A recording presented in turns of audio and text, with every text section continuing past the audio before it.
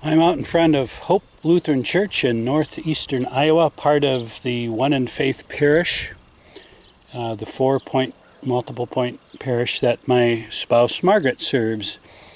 This is the church from within. I videoed the parish math introductory video, but I'm outside of the congregation today to talk a little bit about the interaction between maintenance ministry and missional ministry, which I will make an argument for that are not mutually exclusive, that both are important and they empower the other in terms of doing mission and ministry. I'm going to do a little panning here first before I step into the shot. So I'll tell you a little more about the history of this congregation and how this building got here, but I wanted to show you this piece of land out here. It just so happens that that piece of land is home to a very rare and endangered species of land turtle. Some might call them a tortoise. But if you see the tree line beyond the meadow, that is a hillside that goes rather steeply down to a river that runs through this part of the community. And the turtles live there, but they come up and make their nests and lay their eggs in this meadow.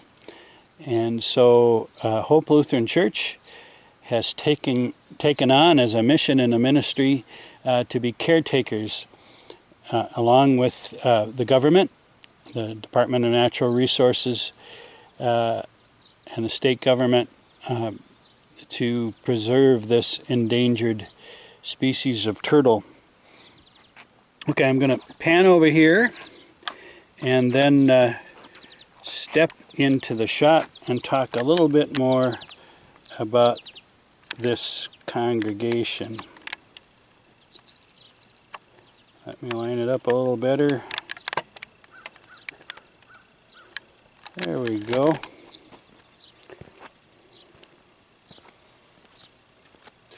So, welcome to the next week of Leadership and Multiple Point Ministry. And I've appreciated your responses thus far, and your postings and your engagement with the questions and with the course readings. And we're kind of on the home stretch now. This one and 2 more sessions to go. The focus of this session will be on the balance, the tension between what a lot of people call maintenance ministry, and frankly I would like to call it just ministry. You know, the things that we are called to do to serve our neighbors in our congregations, and then the things that the Lord calls us to do in missional outreach, creative stuff within our community context, in our own mission field. So that's why I'm in front of this congregation. It has a unique history, as I mentioned. So in the early 2000s, there were horrendous floods that kind of ravaged the countryside, coursing through the river valleys of northeastern Iowa.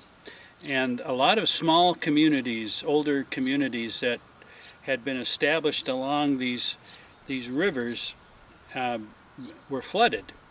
And that was the case. Hope Lutheran Church was located in the small town of Littleport, right alongside a river. And when that flooded, as the people here like to say, the water came up to Jesus' feet.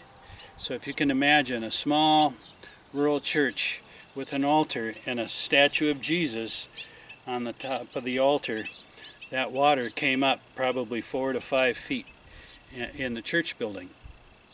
Well, the government had some insurance plans through FEMA and the offering was they would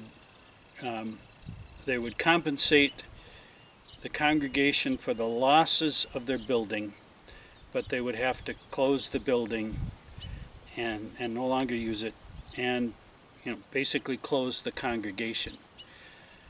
And this small congregation, which maybe lives into its name, Hope, had several conversations and some congregational meetings, and they decided that their mission was not done yet, that they still had something to do to serve the Lord. And so I will post a picture of the building actually being moved, but they picked this little building up, moved it across the river, across a bridge, up the hill to some land that was donated by a parishioner, and set it down.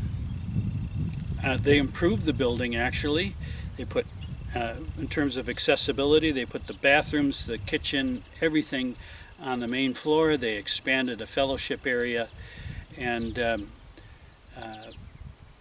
basically relocated those still serving the general community around Littleport. There was another community not far from Littleport called Elkport, which also flooded. There was a Lutheran congregation there, and they had similar meetings and discussions, and they made the decision to close the mission of their congregation. Ironically, the building's still there. They cleaned it up. They use it once a year for Oktoberfest, and some occasional weddings. But that made the ministry of hope even more important as sort of the community that needed to be served expanded with the closing of that congregation, that other congregation. And so hope is, of the four congregations and one in faith, Hope is one of the most vital and engaged congregations in mission and ministry, and it's kind of represented by this missional vision where they went up the hill because they knew they had more to do in serving the Lord, and had no idea that they would be taking on this care of creation mission and being caretakers to this rare species of turtle. But this is a wonderful congregation in terms of its worship life and its care of their members and their outreach to the larger community and the church globally.